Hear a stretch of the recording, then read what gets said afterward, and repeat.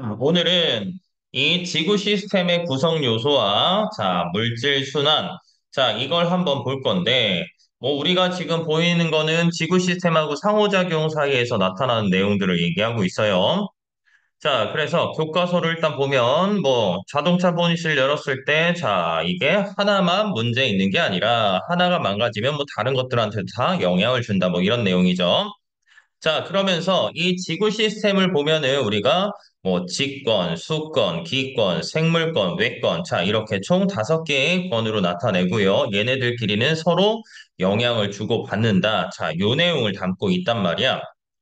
그러면 여기부터 한번 봅시다. 기권부터 한번 살펴볼게요. 기권에서 우리가 항상 살펴봐야 되는 게 뭐냐? 기본적으로 이 기권이라는 건 지표에서부터 약 1000km까지의 영역을, 자, 우리가 문제 풀 때 보면은 항상 보통, 지표부터 1000km까지를, 이 기권이라고 얘기를 하죠. 그랬을 때 얘네들은 보통 보면 대륙권, 성층권, 중간권, 열권, 이렇게 표현을 할 수가 있어. 그러면 이 대륙권 같은 경우는 말 그대로 위에는 차갑고 아래는 따뜻하기 때문에 무슨 현상이 일어난다? 대류 현상이 일어나고요. 대륙권에서 특징, 대류가 있고 추가적으로 수증기가 있기 때문에 뭐가 나타난다? 기상 현상이 나타나죠. 그다음 위로 올라갈수록 온도가 낮아지는 이유는 지구에서 방출하는 지구옥사 에너지가 점점점 줄어들기 때문에. 두 번째는 성층권이야. 성층권은 이 오존층이 자외선을 차단해서 오존층이 자외선을 차단하기 때문에 이 자외선이 들어오는 걸 우리가 기본적으로 어떻게 하냐? 흡수를 한단 말이야. 이 자외선을 흡수해서 방출해. 방출하다 보니까 요 오존층이 있는 부분에서는 이제 열이 방출돼. 그래서 위에는 따뜻하고 아래는 차가워. 그러니까 기본적으로 대류 현상이 일어난다, 안 일어난다? 안 일어나고요. 오존층이 있기 때문에 오존층에서 뭘 차단해준다? 이 자외선을 차단해주는 역할을 한다. 다시 그 위로 올라가면 중간권, 이 기권에서 중에서 가장 낮은 온도 영역을 나타내고요. 위로 올라가면 온도가 낮아지고 아래는 따뜻해요. 그럼 상대적으로 뜨거운 건 위로, 차가운 건 내려가는 무슨 현상이 일어난다? 대류 현상이 있지만 여기는 수증기가 없죠. 수증기가 없으니까 기상현상도 나타난다, 안 나타난다? 기상현상도 나타나지 않는다.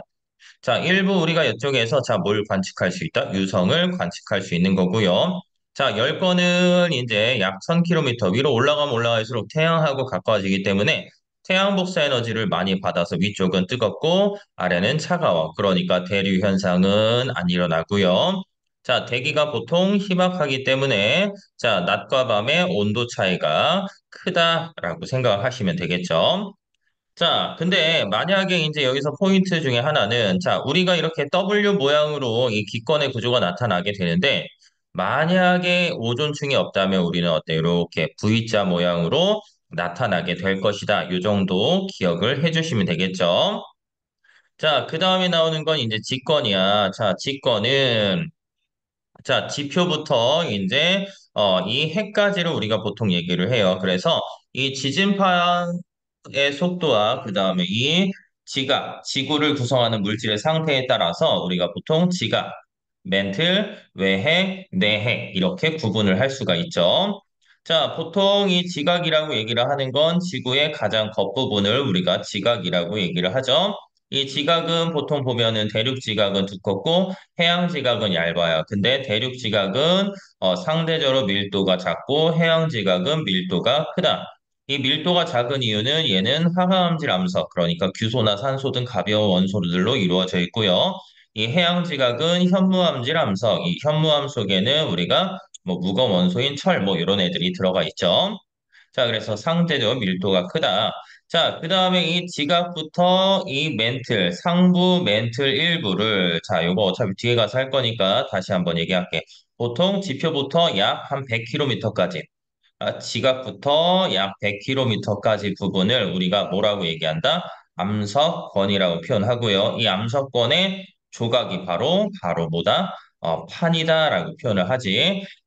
그리고 일단은 이제 이런 내용이 있었고요. 이 100에서 이제 약 한 400km까지, 100에서 이제 보통 400km까지를 우리가 연약권이라고 하고요. 이 연약권에서 자, 뭐가 일어나요? 멘틀, 대류가 일어나게 되면서 이제 판의 이동의 원동력이 된다.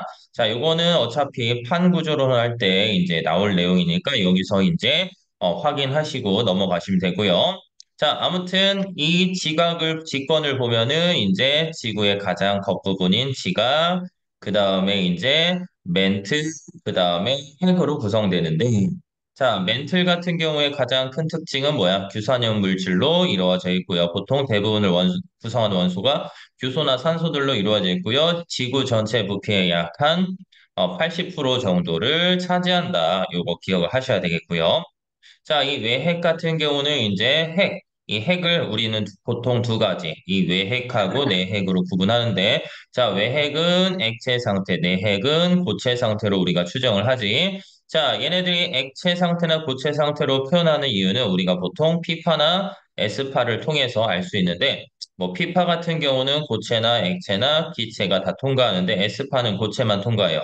그래서 이 지각하고 멘틀 이 외핵으로 가면은 이 S파가 통과를 할 수가 없어. 그래서 외핵은 일단 기본적으로 액체 상태다라고 표현을 하죠. 근데 이 외핵에 있는 구성 성분, 이 핵을 구성하는 게 철이나 니켈, 코발트 뭐 이런 애들로 구성돼 있어. 근데 이 외핵에서 뭐가 일어나? 이 온도 차이에 의해서 대류 현상이 일어나요. 대류 현상이 일어나면서 여기서 실제로 지구 자기장을 만드는 거야. 자, 근데 여기서 포인트 중에 하나는 지구 자기장을 형성하는 건 이 외핵에서 만들지만 실제로 작용. 이 자기장은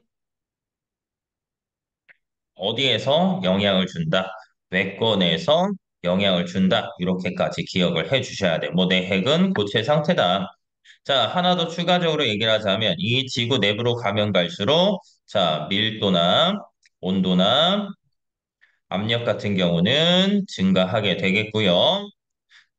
자, 보통 이제 지각하고 멘틀 사이의 경계면을 우리가 모호면, 자, 얘네들 멘틀하고 외핵하고 내핵, 얘네 사이의 경계면을 뭐 구텐브르크면, 뭐 레만면, 뭐 이런 것들도 나오긴 하는데 거의 이제 뭐 많이 알아봤자 모호면 정도까지만 기억을 하시면 되는 겁니다. 그 다음에 이제 수건. 자, 수건 같은 경우는 이제 지표에 자, 존재하는 물들을 우리가 보통 의미하는데, 자, 이 수건의 대부분을 차지하는 건 우리 뭐가 차지한다? 해수가 약 97.2% 정도, 97.3%네. 자, 97.3% 정도를 차지하고 있고요.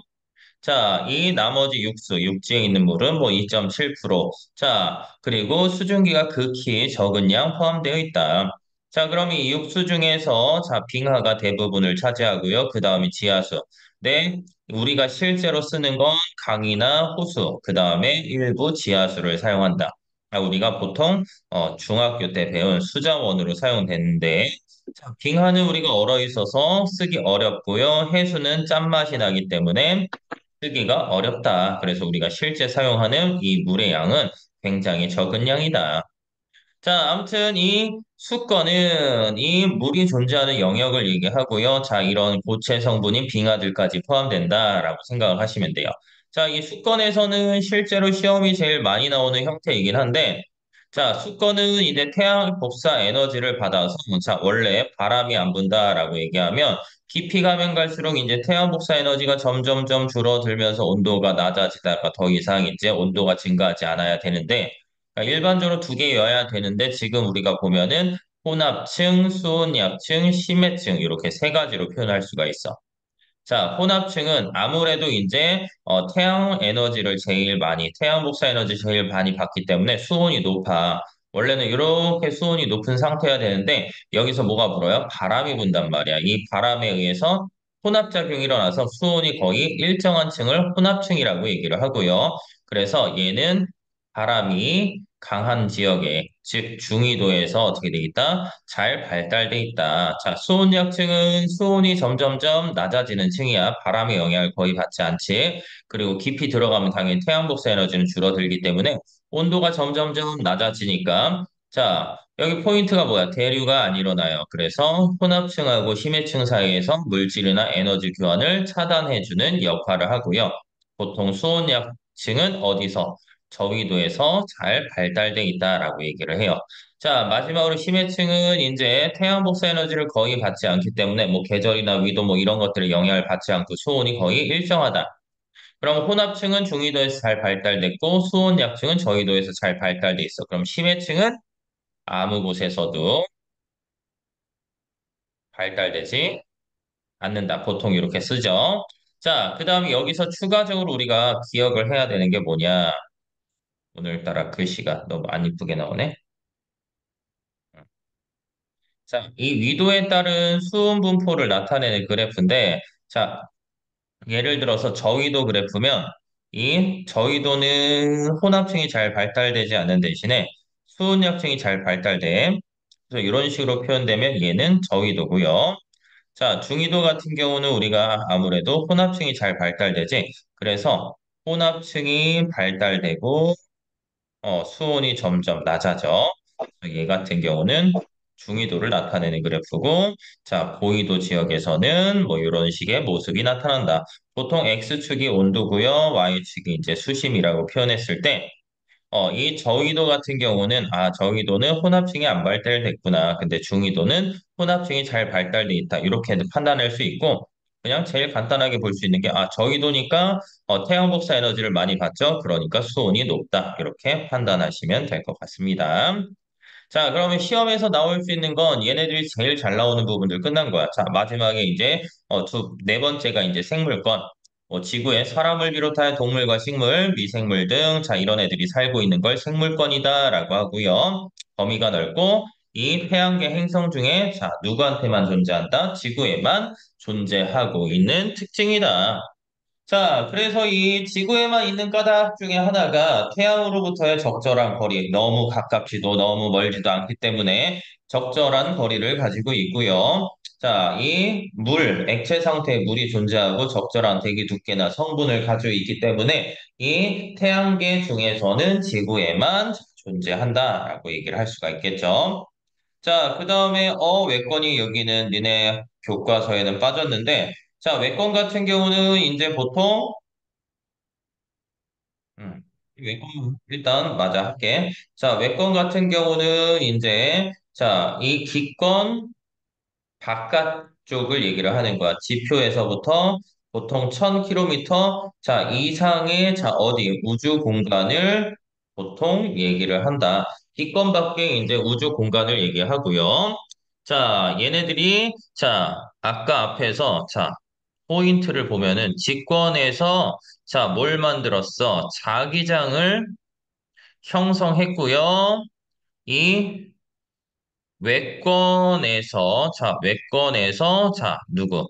자기장, 지구 자기장이 작용을 하는 거야. 그래서 외권의 영향을 통해서, 자, 보통 우주선,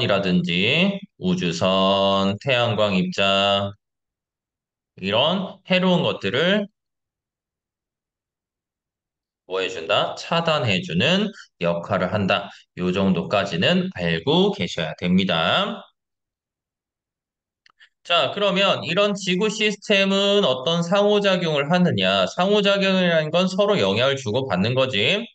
자, 구름이 발생하는 것도 마찬가지로 이제 태양 복사 에너지를 받아서 물이 이제 수증기로 변해요. 자, 이런 것들까지 이제 우리가 뭐 얘기를 하는 건데 이거 뭐 중학교 내용이지. 지구에 태양 복사 에너지가 입사하면서 지표의 물은 증발하여 수증기가 된다.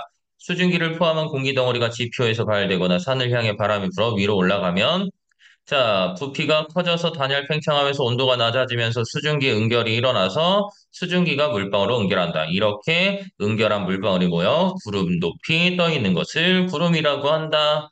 그러면서 뭐 중학교 때는 뭐 빙정설, 병합설 이런 내용들도 나왔지. 그래서 빙정설은 보통 이 온대나 고위도 지역에서 일어나는 현상으로 자, 뭐가 나온다?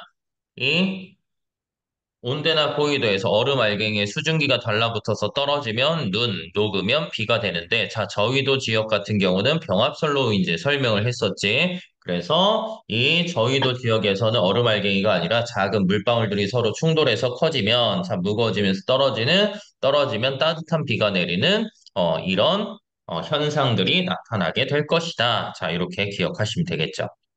자, 이런 상호작용 보면 해안 침식, 이제 파도가 쳐서 해안가가 이제 깎이는 거, 황사는 이제 바람이 불어서 이 모래 알갱이가 이제 날라오는 거. 지진 해일 같은 경우는 이제 땅이 흔들리면서 이제 파도를 크게 만드는 거. 대기 오염은 우리가 화석 연료를 연소시켜서 공기 기권을 변화시키는 것이다. 그래서 자, 해안 침식 뭐 여기 나와 있는 거 정도는 우리가 기억해야 되니까 침식 같은 경우는 수권하고 직권 사이의 상호작용. 자, 황사는 기권하고 직권 사이에서 상호작용.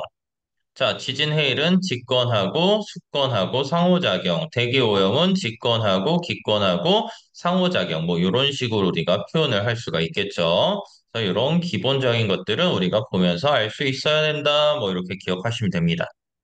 자, 그리고 이런 지구 시스템에서 자, 수권과 기권의 상호작용으로 구름이 만들어지며 자, 수권과 직권의 상호작용으로 해안 절벽이 형성되는 등 각권의 상호작용으로 다양한 자연 현상이 발생하는데 이때 지구 시스템을 이루는 여러 물질이 각권을 이동하는데 그 과정에서 자, 포인트는 뭐다? 에너지도 함께 순환하면서 균형을 이루고 있다라는 거 기억하셔야 됩니다.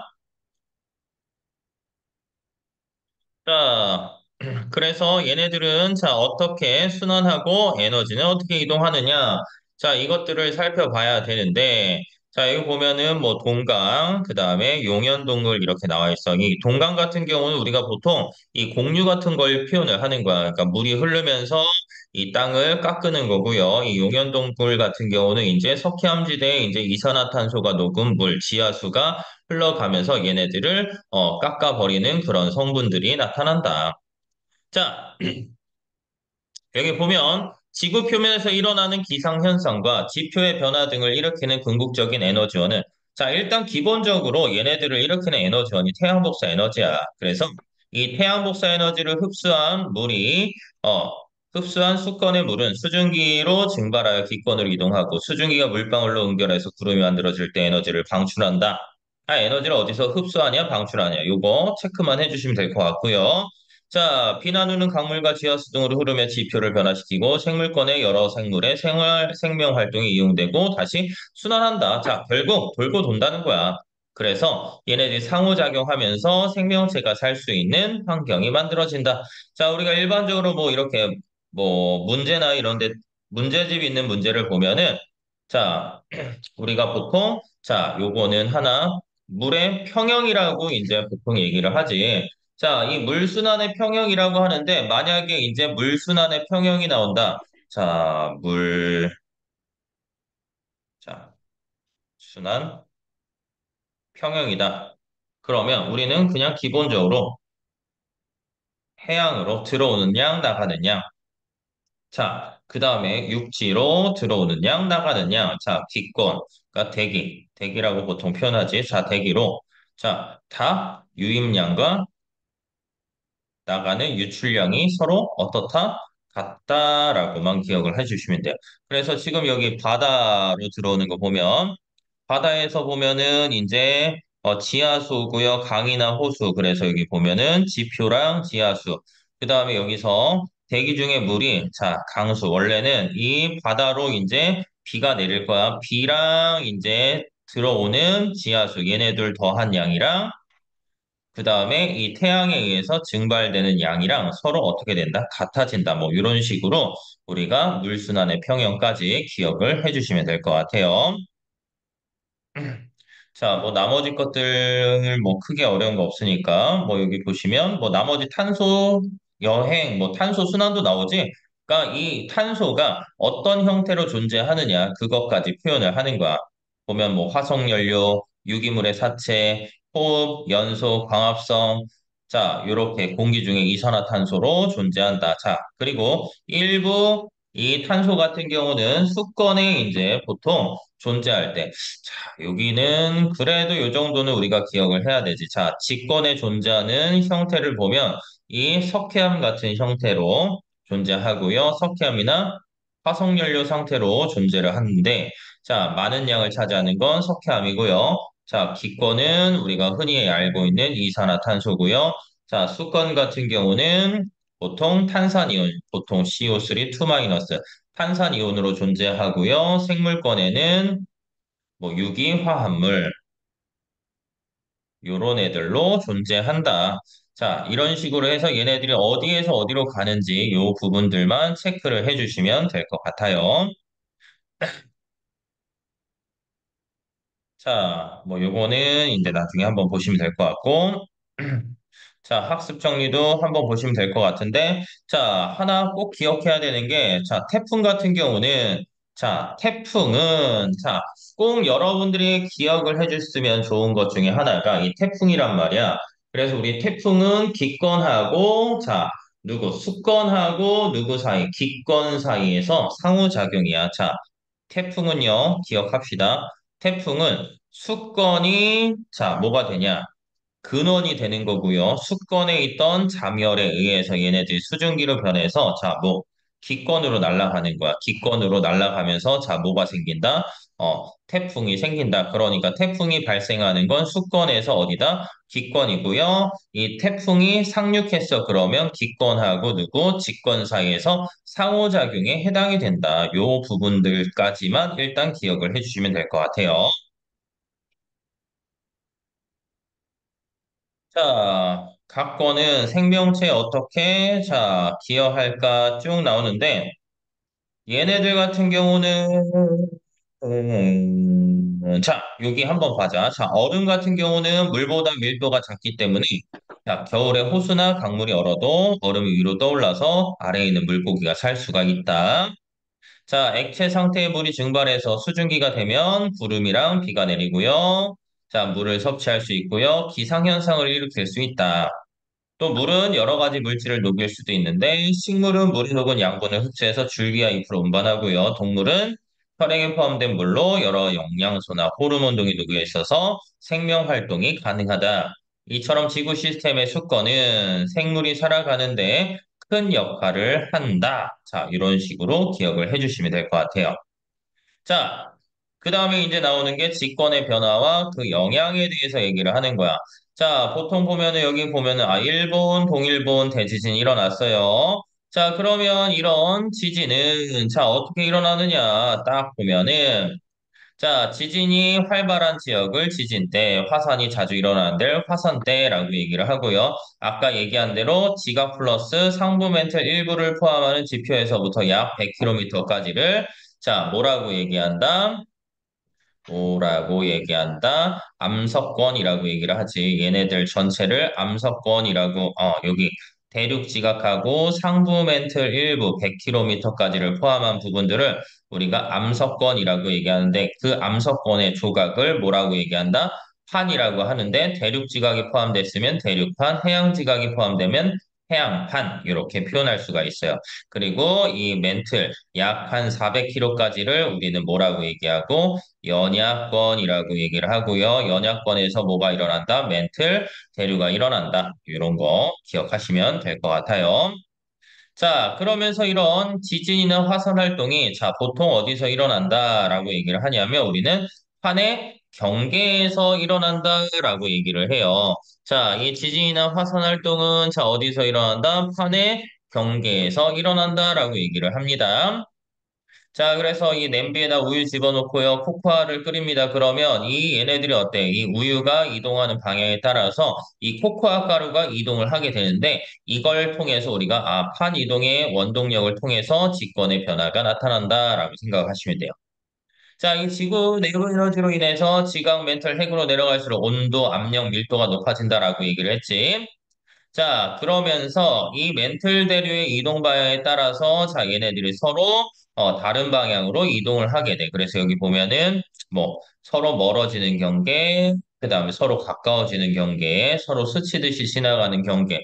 우리가 일반적으로 보통 세 가지로 표현하지. 그래서 수렴형, 보존형, 서로 멀어지는 발산, 수렴, 보존 이렇게 세 가지로 구분을 할 수가 있다 정도 기억을 해 주셔야 되겠지. 그러면 이런 판의 경계, 자, 이런 판의 경계에서 우리가 일반적으로 뭐가 일어난다? 판의 경계에서 또 많이 나오는 게 바로 이거잖아. 이 판의 경계에서 지진이나 화산 활동이 이제 활발하게 일어나는데, 이 태평양 주변에 이제 지진이나 화산 활동이 제일 활발하게 일어나서 이 환태평양 지진대 화산대라고 보통 표현을 하고요. 이 중에서 이 태평양 가장자리 보면은 이 화산 활동이 제일 많이 일어나. 그래서 이 태평양을 우리가 보통 뭐라고도 표현했냐? 불의 몰이라고도 표현했어. 그래서 화산 활동이 제일 활발한 지역을 이 환태평양 지진대 화산대다 또는 불의 골이다라고 표현을 하고요.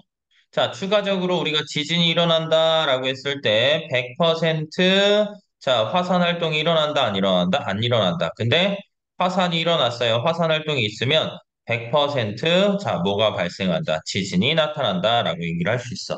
왜냐하면 이 지진은 그냥 땅들이 움직이는 거다 이런 식으로 생각을 하시면 되는데 화산은 이 마그마가 이제 올라오는 거야. 그러니까 쉽게 얘기하자면 지구가 뭐 하는 거야? 지구가 토한다.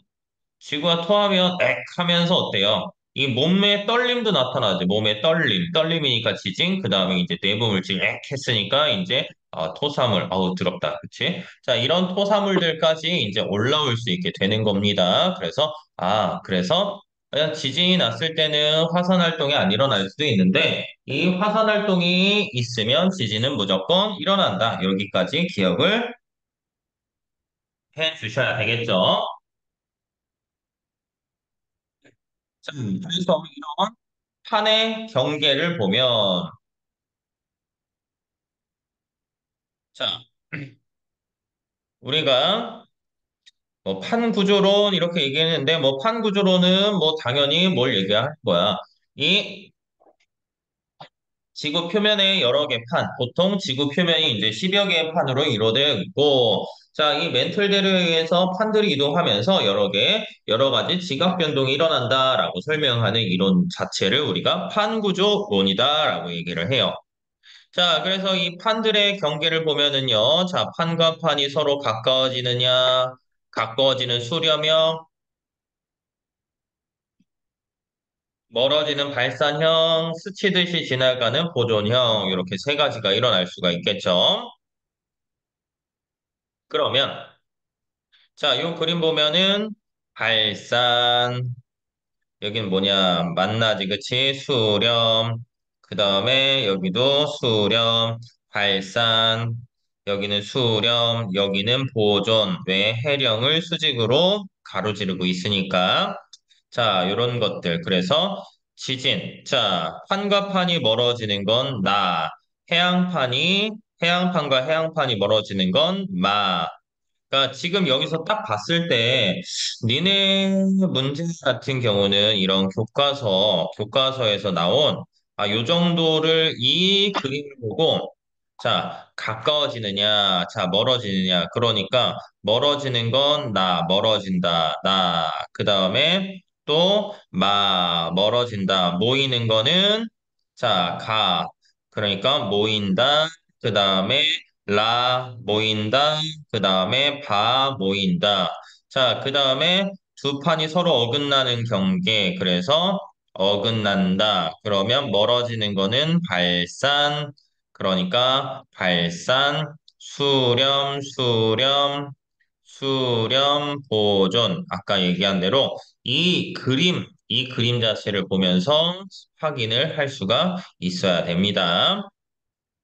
자, 그래서 이런 판과 판이 자, 멀어지는 경계에서는 자, 판이 갈라진 틈 사이로 자, 판과 판이 멀어지는 경계니까 우리가 앞에서 얘기한 자, 무슨 경계가 돼요? 발산형 경계가 되는 거야. 발산형 경계고요. 발산형 경계는 이 멘틀 대류가 어떻게 되는 거야? 상승해서 판과 판이 새로 멀어지는 경계로 자, 일반적으로 새로운 판에 뭐가 일어난다? 생성이 일어나게 된다. 그래서 화산활동, 자, 지진 일어나고요. 새로운 지각, 새로운 판이 생성됐고요. 해양판과 해양판이 멀어지는 경계에서는 마그마가 상승해서 자, 해저 산맥 만들고요. 해양판이 만들어진다. 대륙판과 대륙판이 멀어지는 경계에서는 마그마가 상승해서 새로운 해양판이 형성이 된다라고 돼 있어. 자, 추가적으로 이 판과 판이 멀어지는 경계에서 보면은 자, 이 판과 판이 서로 멀어지는 경계에서 보면은 멘틀 대류가 상승하다 보니까 이 가까운 쪽, 이 상승하는 경계는 해양 지각의 나이랑 두께가 작다. 근데 여기서 해령, 요 경계에 있는 걸 우리가 해령이라고 표현하는데 해령에서 이제 멀어지면 멀어질수록 자, 여기나 여기는 나이하고 두께가 해양 지각의 나이나 두께가 크다. 왜냐하면 얘네들 오래 살았으니까 어때요? 쌓이는 것들이 훨씬 더 많기 때문에 그렇다. 자, 기억하셔야 되겠지. 자, 두 판이 이제 모이는 경계는 우리가 일반적으로 자, 수렴형 경계로 얘기를 하고요. 이 수렴형 경계는 일반적으로 섭입형과 충돌형으로 구분을 할 수가 있지. 자, 그래서 판과 판이 만나서 충돌한다. 그럼 판과 판이 만나려면 멘틀 대류가 하강해야지만 이 판과 판이 서로 만나서 부딪히겠지. 자, 그래서 얘네들이 이제 부딪히면서 자, 뭐가 일어나냐면 판에 소멸이 일어납니다.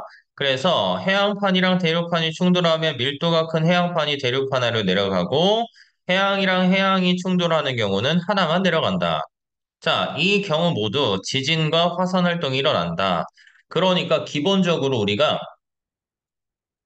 발산이랑 수렴형 경계 중에서 섭입형 경계에서는 이 지진하고 화산 활동이 일어나는 거야. 근데 이 수렴형 중에서 자, 충돌형, 우리가 흔히 문제에서 얘기하는 충돌형 경계하고 보존형 경계에서는 지진은 일어나는데 화산 활동은 일어나지 않는다. 그러니까 발산형 경계랑 이 수렴형 중에 섭입형은 지진하고 화산이 둘 다 일어나. 다 일어나는데 이 수렴형 중에서 충돌형이나 보존형 경계 같은 경우는 지진은 있지만 화산 활동은 일어나지 않는다. 자, 이렇게 기억을 하셔야 됩니다. 그래서 대륙판과 대륙판이 충돌하는 경우에는 자, 멘틀 속으로 깊이 내려가지 않으며 습곡산맥 만들고 지진이 발생한다. 자, 그 다음에 두 판이 서로 어긋나는 경계는 우리가 흔히 얘기하는 보존형 경계로 자, 판의 생성이나 소멸이 일어나지 않고요. 판의 경계에서 지진만 일어나게 된다. 그래서 지진과 화산 활동 등의 직권의 변화가 나타나는 원인을 판의 이동으로 우리는 설명을 할 수가 있다. 이 정도 기억을 하셔야 되겠죠. 자, 그래서 뭐 여기도 자체적으로 어때요? 크게 어려운 내용은 없잖아요. 그래서 전반적으로 우리가 좀 자세하게 기억을 해주시는 게 좋고요.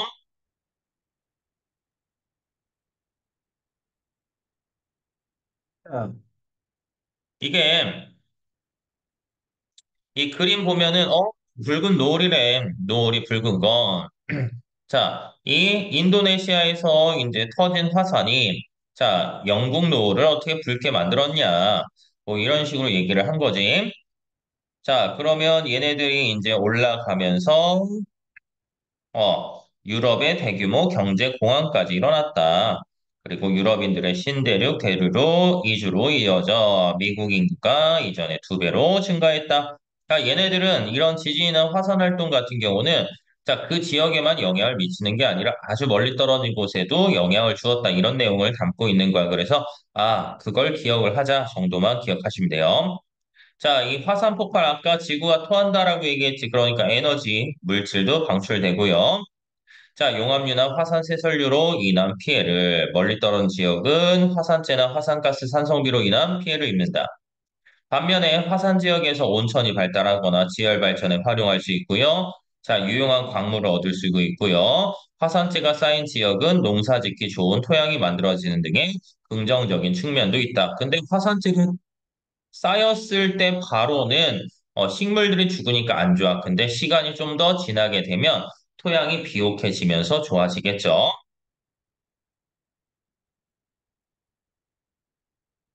자, 그 다음에 이제 지진. 지진 같은 경우는 자, 이 규모가 큰 지진이 발생하면 집안에 자, 균열이 일어나게 된다라고 이제 얘기를 하죠.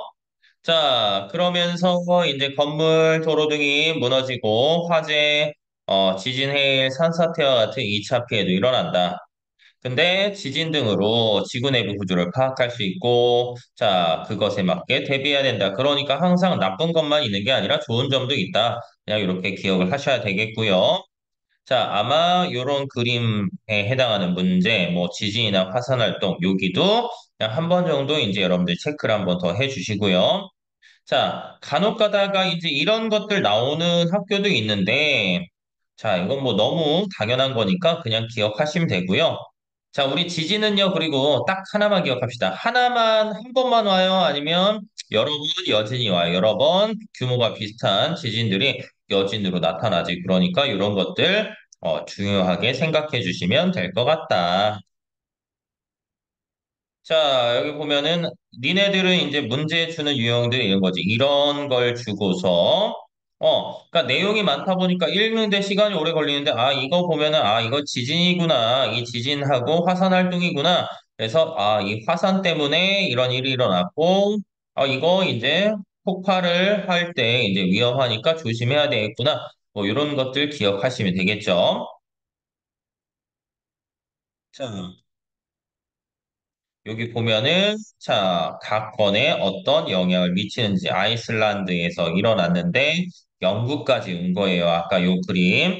그러니까 보통 이제 서술형 문제나 이런 것들 보면은 뭐 이쪽 문제 선생님 봤을 때 뭐 이걸로 나오지는 않겠지만 그래도 이런 문제를 한 번 더 정리한 것들 다시 한번 확인해 주셔야 돼요. 자료 해석하기 같은 경우는. 자, 여기 문제는 당연히 기본적으로 쭉 풀으셔야 되는 거니까 넘어가고요. 뭐 다른 거 선생님 봤을 때는 그나마 이쪽에서 이제 서술형으로 내기 좋은 게 이거 아이슬란드의 자 에이아파라 이름도 이상하네요. 자 아무튼 얘가 화산재가 확산된 지역을 나타낸 것이다. 자 요것들은 우리가 한 번 더 확인해 주셔야 됩니다. 자 다음에 이제 자 7단원 했으니까 8단원 8단원이 우리 생명 시스템 맞나요? 아 4단원 했고 아, 7단원이구나. 자, 7단원, 미안. 자, 7단원으로 넘어가면, 자, 7단원은 지질시대. 지질시대 맞죠? 1, 3, 4. 여기 안 나오는 거 맞지?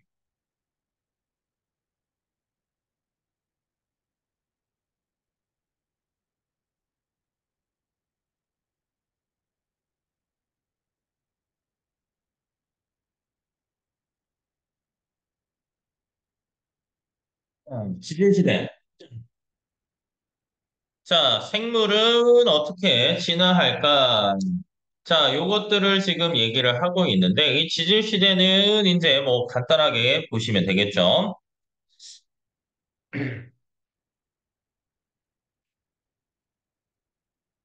자, 보면, 우리 책에는, 자, 뭐가 나와 있다. 자, 화석은 과거에 살았던 생물의 유해나 흔적이 지층에 보존된 것이다. 자, 그래서 화석으로부터 살았던 생물의 모습, 습성, 환경을 유추할 수 있다. 자, 그래서 이 화석이 만들어지는 과정, 자, 이런 것들 쭉 보시면 되고요. 자, 뭐 중요한 거 없죠? 자, 이 지질 시대 동안, 자, 환경과 생물이 어떻게 달라졌냐? 자, 기본적으로 46억 년 전부터 이제 현재까지를 우리가 지질 시대다라고 얘기하고요. 자, 선캄브리아대, 고생대, 중생대, 신생대로 구분을 한다. 자, 그러면 이 선캄브리아대의 가장 큰 특징 중에 하나는 대기 중에 산소가 없었습니다. 그러니까 오존도 없죠. 그러니까 자외선이 오기 때문에 바다에서 이제 생명체가 출현하게 되는 거야. 자, 그중에서 이제 이 남세균이 출현해서 산소가 축적되고요. 성캄브리아 대 후기에는 이제 뭐 다양한 무척추 동물들이 나타난다. 우리가 흔히 얘기하는 뭐 에디아카라 동물군, 자, 그다음 뭐 남세균 이런 애들. 자, 그리고 자, 요거는 기억을 해줍시다. 자, 지질 시대를 구분했을 때, 자, 24시간으로 나타냈을 때, 자, 어느 정도인지. 자, 이걸 원래 비율을 알고 있으면 계산을 하시면 되는데, 굳이 그럴 필요 없이 그냥 단순하게만 기억해요. 219, 224, 2339, 뭐 이런 식으로 우리가 기억을 해주는 편이 제일 빠를 겁니다. 자, 여기 보시면, 자, 산소 농도 변화를 나타낸 거고요. 그러면 이제 성칸부리아대 때 이제 남세균이 이제 광합성 하면서 산소양이 점점점 많아지는 거고요. 자, 이제 이 성칸부리아대를 지나서 이제 고생대로 가면, 자, 바다랑 대기에서 산소의 농도가 증가해서, 자, 생물 종류의 수가 급격하게 증가했고요. 자, 고생대 대표적인 고삼갑방이지, 삼엽충, 그 다음에 갑주어, 자, 그 다음에 고생대 중기에 뭐가 오존층이 형성되면서 육상 생물이 출현했다. 그래서 이끼류와 같은 식물 플러스 양치 식물이 자, 번성했고요. 바다에서는 어류, 육지에서는 양서류가 번성했고 다양한 생물이 증가했다. 자, 초대륙, 자, 그 다음에 고생대 말에 판게가 형성이 되고요. 기후가 한랭해지면서 우리가 보통 빙하기가 존재한다라고 얘기를 하고요. 양치 식물은 쇠퇴하고 거시 식물이 출현하고요. 환경 변화로 삼엽충 등의 많은 생물들이 자 갑자기 멸종했다. 그래서 고생대 보면은 뭐 잠자리 이런 것들, 대형 잠자리 이런 것들도 존재했었지. 얘네들 같은 경우는 이제 도마뱀 아니라 양서류 등을 나타내는 겁니다. 자, 그 다음에 고생대 말기에 이제 하나였던 대륙이 이제 중생대쯤으로 넘어가면은 점점점 이제 갈라집니다. 갈라지게 되면서 이제 수륙분포 변화, 이제 해양 생태계 이제 변화, 이제 해안선이나 이런 것들이 이제 복잡해지고요. 환경이 변하면서 자, 전반적으로 온난한 기후를 형성합니다. 그래서 중암시공, 그래서 암모나이트, 시조새, 공룡, 그러니까 파충류 등이 번성했고요.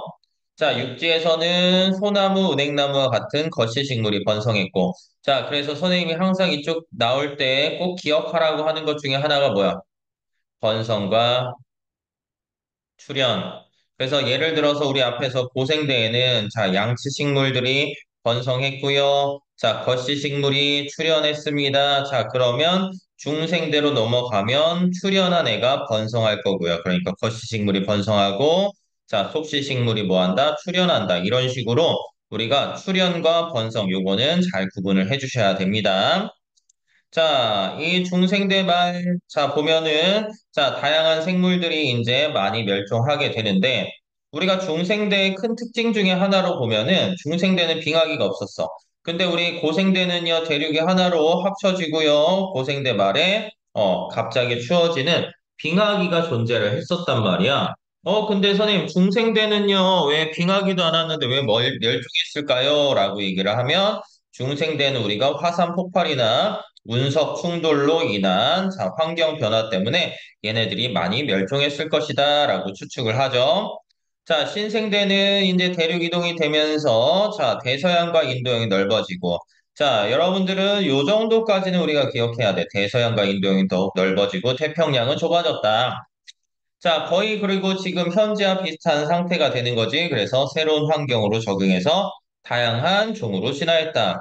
자, 전기능 기후가 온난했고요. 속지식물이나 그 다음에 포유류가 번성했고요. 빙하기랑 간빙기가 반복되면서 기후가 변했고 한랭한 지역을 중심으로 거시식물이 큰 산림을 형성했다.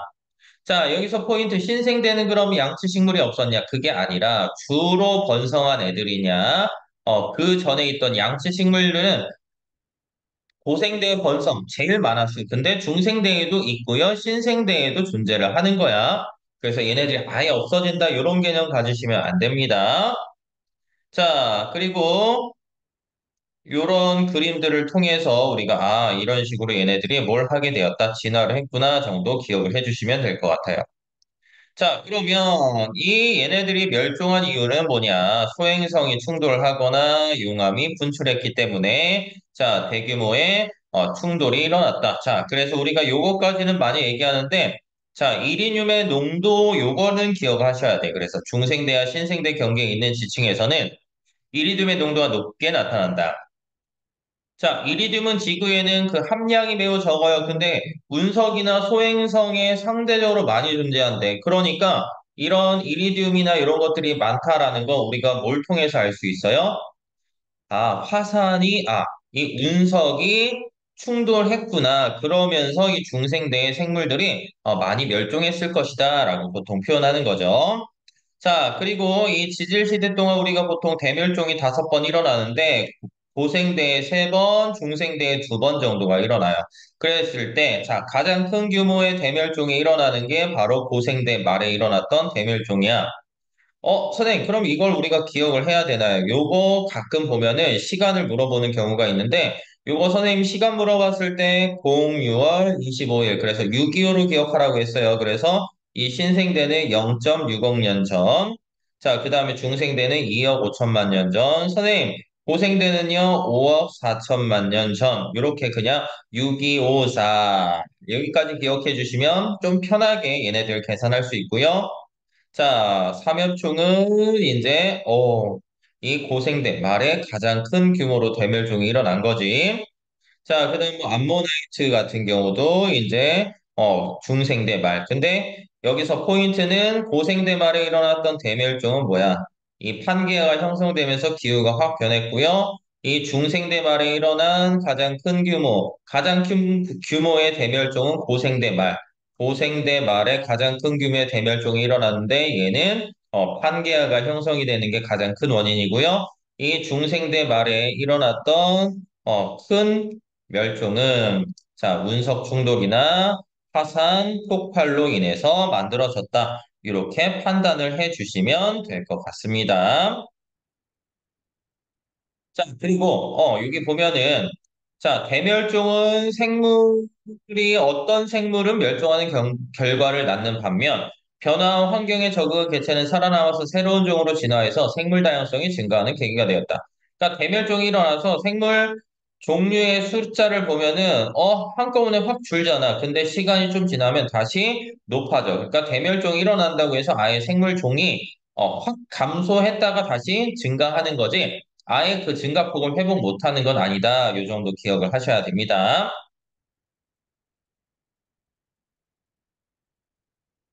자, 그 다음 진화. 자, 새는 공룡으로부터 진화한 것일까? 뭐 이런 내용이 나오고 있습니다.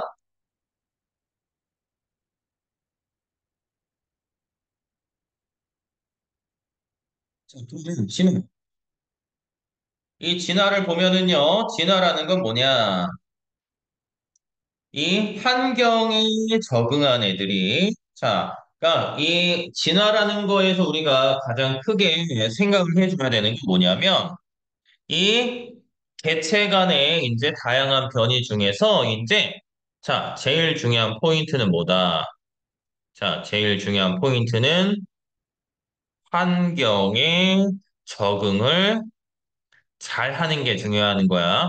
그러니까 어, 좋은 유전자다. 얘가 중요한 게 아니야. 그래서 우리가 맨날 얘기 나오는 거 보면은 정상적 혈구랑 남모양 적혈구 나오지. 근데 우리나라에서는 이제 정상적 혈구가 살기에 유리한데 이 남모양 적혈구 같은 경우는 어디? 아프리카 쪽에 가면은 얘네들은 말라리아의 저항성이 있기 때문에 이 정상적 혈구를 가진 사람들이 아프리카 가면은요, 어때요? 말라리아 걸리면 죽으니까 이 사람은 생존에 불리해. 그렇지만 이 남모양 적혈구를 가지면 이 빈혈이 나오긴 하지만 어때요? 생존에 유리하단 말이야. 그래서 이 유전자의 좋고 나쁨, 유불리가 아니라 환경에 잘 적응하는 애들이 가장 중요한 것이다라고 생각을 하셔야 됩니다. 그러니까 우리는 다 환경으로 생각을 해 주셔야 되는 거야. 자, 그러면 이런 진화가 일어날 때 우리가 보통 많이 얘기하는 게, 자, 변이라는 개념을 많이 얘기해요. 자, 무슨 개념을 많이 얘기한다? 변이라는 개념이 나오는데, 이 변이라는 개념은 우리가 꼭 기억해야 되는 게 뭘 얘기를 한다. 변이는 같은 동내에서 일어나는 자, 뭐의 차이다. 형질의 차이를 얘기를 하죠. 자, 선생님은 검고, 자, 우리 효원이는 하얗고, 하였나? 검했나? 자, 아무튼 그런 내용들을 우리가 기억을 해 주셔야 되는 거야. 그래서 이 같은 종에 속하는 개체 사이에 나타나는 형질의 차이를 변이라고 하는데 이 변이는 같은 종이고의 형질 차이가 나타나니까 뭐 피부색, 뭐 등등등 이런 것들을 변이라고 얘기할 수 있다. 이런 변이는 크게 유전적인 변이하고요, 비유전적인 변이라고 얘기를 할 수 있는데 비유전적인 변이는 우리가 운동을 열심히 했어요. 운동을 내가 열심히 했어. 이것보다 아마 카렌족 여인들을 많이 얘기를 할 건데, 이 카렌족 여인들은 미의 기준이 목이 긴 여자들이, 미인이야. 근데 얘네들은 이제 후천적으로 이제 목을 막 늘린단 말이야. 정상적보다. 그러면, 실제로 만약에 이런 비유전적인 변이가 자손에게 전달이 되면, 많은 세대가 지나갔기 때문에 이제 카렌족 여성들은 목이 다 길어야 되는데, 아직까지 목이 길지 않고 똑같단 말이야. 왜? 이 지역에 사는 부족 여성들은 계속 목에 링을 꽂고 다닌단 말. 왜? 이 후천적으로 만들어진 비유전적 변이는 자손에게 전달이 된다, 안 된다?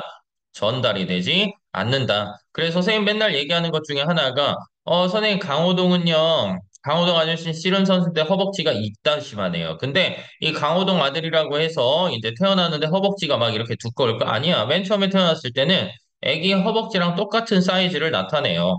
자, 요런 것들이 비유전적인 변이가 되는 거고요. 자, 이 유전적인 변이는 자, 말 그대로 유전자의 차이 때문에 나타나는 변이를 얘기를 하는 거지. 자, 그래서 이런 유전적인 변이에는 자, 우리가 자, 뭘 얘기를 해요? 음, 이 유성생식이라든지 아니면 돌연변이 뭐 이런 것들을 얘기할 수가 있죠. 그러니까 돌연변이는 말 그대로 기존에 없던 아예 새로운 유전자가 나타나는 거고요. 그래서 우리 책에 보면은 뭐 빨간색 딱정벌레 사이에서 자 갑자기 파란색이 튀어나왔어요. 이런 것들은 이제 돌연변이야. 기존에 없던 새로운 유전자. 자, 두 번째는 이 유성생식을 통해서 이제 얘기를 하는데, 유성생식 같은 경우는 이제 엄마 아빠를 여러분들이 닮는 거, 뭐 이런 것들이 바로, 일어나게 된다. 근데, 자, 여기 보면은, 유전적 변이는 유전자의 변화로 인해 나타나는 변이이므로 자손에게 유전이 된다. 유전적 변이는 자손이 어버이로부터 유전자를 물려받는 과정에서 발생하는 자, 돌연변이에 의해서 형성이 된다. 자, 그러면 니네들 같은 경우는 지금 우리가 여기 자손이 어버이로부터 유전자를 물려받는 과정에서 그러니까 유성생식 들어가고 돌연변이도 같이 엮어버린 거예요. 자, 그래서 이런 것들이 나타난다라고 하시면 돼요. 그러니까 우리 문제집에서는 얘네들을 따로따로 구분을 했는데 우리 지금 금성 책에 나와 있는 부분들은 같이 그냥 한꺼번에 얘기를 한다. 이 정도로 그냥 기억하시면 돼요. 자, 그 다음에 제일 중요한 포인트가 바로 이 자연 선택설이 되겠지. 자, 이 자연 선택설 보면은요. 자, 생물이 어떤 집단 내에 다양한 유전적 변이가 존재한다면 환경이 변해도 변화된 환경에서 살아남기에 자, 적당한 형질을 가진 개체들이 집단 내에 존재할 것이다. 뭐 이런 식으로 얘기를 하고 있어요. 자, 그러면 자, 이쪽에서 제일 중요한 포인트는 뭐다? 자, 이 자연 선택이 일어나는 과정이야. 자, 보면은 자, 이 자연 선택이 일어났을 때 자, 기본적으로 자, 생물은 대부분 그들이 사는 환경 조건이나 먹이에 비해 자, 많은 수의 자손을 낳는데, 자, 이게 바로 첫 번째 뭐야? 과잉 생산이 일어난다라고 얘기를 하는 거야. 그럼 과잉 생산 많이 일어났어요. 그러면 두 번째 얘네들이 뭘 하냐? 이 많이 만들었으니까 다양한 변이가 나타나겠지. 그래서 여기 같은 부모에서도 생김새나 기능 등 표현되는 형질이 다양한 개체들이 태어난다. 그래서 다양한 변이가 나타나게 되는 거야. 다양한. 자, 세 번째는 뭐가 일어나냐? 자, 그럼 얘네들이 이 먹이라든지, 이제 배우자, 서식지, 자, 확보하기 위해서 치열한 경쟁을 했다. 자, 살아남기 위해서 경쟁합니다. 생존 경쟁이 되는 거고요. 자, 네 번째, 환경에 적응한 개체는 살아남고, 그렇지 못한 개체는 도태된다.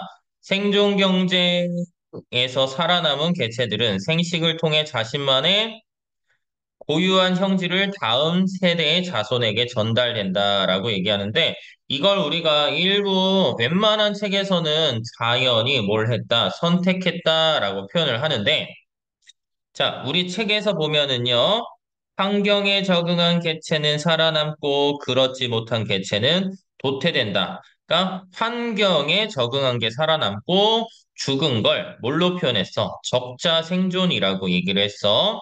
그래서 이 적자 생존이라는 건 딱 이렇게만 기억하면 돼. 환경에 적응하는 애는 살아남고 그렇지 못한 개체는 죽는 걸 적자 생존.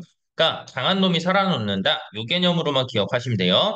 그래서 이런 생존 경제에서 살아남은 개체들만이 생식을 통해서 그러니까 자연 선택은 적자 생존 플러스 생식까지 해서 다음 세대 자손에게 전달이 된다라고 기억을 하셔야 되는 거야. 그러면 이런 것들을 거듭하면 자, 뭐가 일어나게 된다?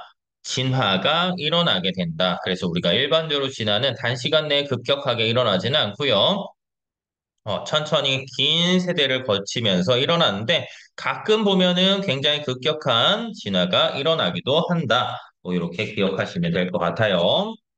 자, 그 다음에 이제 나오는 게 바로 이거랑 이어진 슈퍼박테리아. 자, 뭐 이것도 보면은 이제 과잉 생산했고요. 다양한 변이가 나타났고요. 자, 강한 놈이 살아나서 적자 생존 및 생존 경쟁이 일어나겠지. 이런 것들이 일어나면서 이제 생물의 진화가 나타나게 되는 거야. 근데 이게 아마 니네 책에서도 보면은 자연 선택과 적자 생존을 같다라고 보기 때문에 그냥 적자 생존하고 자연 선택을 그냥 같이 잡으시는 게 아마 좋을 것 같아. 혹시 학교에서 추가적으로 이쪽에서 필기 뭐 다른 것들 한 다른 필기가 만약에 있다면 선생님한테 한 번 더 카톡으로 보내주시면 그 부분들 다시 한번 얘기하도록 할게요. 자, 아무튼 이때 자, 다윈이 이제 주장한 자연 선택은 이제 유전자의 역할이 밝혀지지 못했기 때문에 자, 설명하지 못했어. 인정받지 못했다. 근데 현대 유전학이 발전하면서 생명과학의 기본 원리가 되었다. 뭐 이 정도 내용은 기억하시면 될 것 같고요. 자, 다인 뭐 진화론, 과학과 사회에 미친 영향 이런 것들은 여러분들 한 번 더 살펴보시면 되고요. 자, 이 삼성고 필수 문제가 나오지 바로 이 항생제 내성 세균. 자, 다양한 항생제 내성이 있는 세균을 슈퍼박테리아라고 한다. 그러니까 이 슈퍼박테리아라는 건 하나에만 내성이 있는 게 아니라 다양한 항생제에 내성이 있는 세균을 슈퍼박테리아라고 한다. 이걸 꼭 기억하시면 될 것 같아요. 자, 그래서 실험은 바둑알이고요. 자, 얘네들 보면 자, 아이고, 아이고. 하나의 집단을 이루고 있는, 자, 세균이라도, 자, 구성원들이 서로 다른 형질을 가지고 있다. 자, 세균 집단 내에서도 항생제로 쉽게 제거될 수 있는 세균도 있지만 항생제의 내성이 있어 쉽게 제거되지 않는 세균도 있다. 항생제가 있는 환경에서는 항생제 내성이 있는 세균이 주로 살아남아 자손을 남길 것이다. 항생제를 사용하다가 모든 세균이 다 제거되기 전에 사용을 중단하면 내성이 있는 세균들이 살아남아 번식하므로 다음에는 그 항생제로 항생제 내성이 있는 세균을 제공할 수 없다. 그래서 이런 것들이 반복되면 항생제에 내성이 있는 세균들만 남게 된다. 그래서 보통 선생님들이 이제 수업할 때 이제 약국에서 예시를 많이 드리는데 약국에서 예시 들 때 보통 뭐라고 얘기를 하냐? 아마 요 내용들 같은 경우 약국 얘기로 얘기를 할 건데 자, 병이 다 낫더라도, 아프지 않더라도 항생제는, 주어진 항생제는 다 먹으세요. 이렇게 얘기를 해요. 왜냐하면, 이 내성 있는 애들이 살아남아서 번식하기 때문에, 다음에 이제 내성이 있는 애들을 제거할 수 없기 때문에, 이 과정이 반복되면, 항생제에 내성이 있는 세균들만 남게 된다. 그러니까 슈퍼박테리아만 남게 되는 거예요. 자, 그래서 요 그림을 꼭 기억하시면, 자, 예를 보면은, 자, 일부 개체가 유전적인 변이에 의해서 항생제 내성을 획득하는 거야. 자, 여기서 추가적으로 하나 더 포인트. 자, 이쪽에서 중요한 포인트는 뭘 얘기한다? 자, 얘는 자, 이거 기억해야 돼. 항생제를 사용했더니 내성이 생긴 게 아니야. 자, 이 변이가 일어나는 건, 자, 뭐 때문에 일어난다? 은근히 많이 나와. 돌연 변이에 의해서 갑자기 내성 있는 애가 태어난 거고, 그러니까 기존에 내성 없는 애들이 막 있다가 갑자기 돌연 변이가 발생해서 내성 있는 세균이 나타난 거야. 그러니까 항생제를 쓰면 내성 없는 애들은 거의 뒤지겠지? 그러면 내성 있는 애들이 좀 더 많이 살아남아서 내성 있는 애들은 좀 적을 거고요.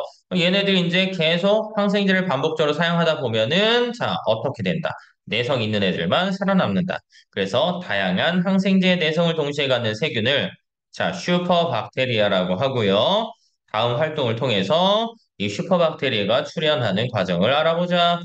이 슈퍼박테리아라는 건 항생제 하나만이 아니라 여러 개의 항생제가 되는 거예요.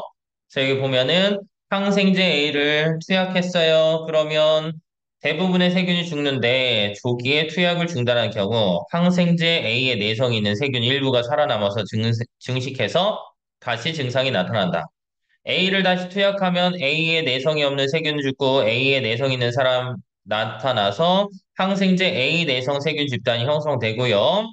자, 4. 가와 같은 과정으로 각 항생제 내성 세균이 형성되고요. 자, 다양한 항생제 내성을 동시에 갖는 슈퍼박테리아로, 자, 그래서 여기서 포인트는 뭐야?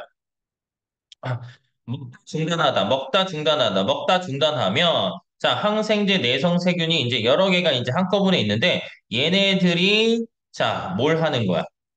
진화를 해서 결과적으로 다양한 항생제 저항성 유전자를 갖는 슈퍼박테리아가 된다. 이렇게 꼭 기억을 해 주셔야 될 것 같습니다. 자, 그러면, 아이고, 시간이 오늘도 거의 다 됐는데, 지금 보면은요, 선생님 지금 얘기한 거 보면은, 7단원. 그러니까 4단원하고 7단원분의 거의 중요한 부분들을 표현했는데, 7단원이랑 여기는 선생님 주말에 내일 꼭 올려줄게, 여기는. 그냥 여기는 선생님이 혼자 해서, 영상을 올려주는 게 여러분들이 조금 더 도움이 될 것 같아서, 이쪽 파트, 자, 여기 내일은 선생님이 요거를 그냥 같이 올려줄게. 내일, 자, 내일 선생님이 집에서, 그래서 아마 효과가 조금 떨어질 수도 있겠지만, 내일은 선생님이, 남은 범위, 자, 남은 범위, 그냥 선생님이 혼자서 올려줄게요. 혼자서. 자, 올려주도록 할게요. 자, 그 다음에 이제, 추가적으로 오늘 이제, 문제집 PDF 파일이 자, 나갈 거예요. 자, 나갈 거니까 이런 것들 이제 체크하시면 될 것 같아요. 자, 그러면 오늘 여기까지. 자,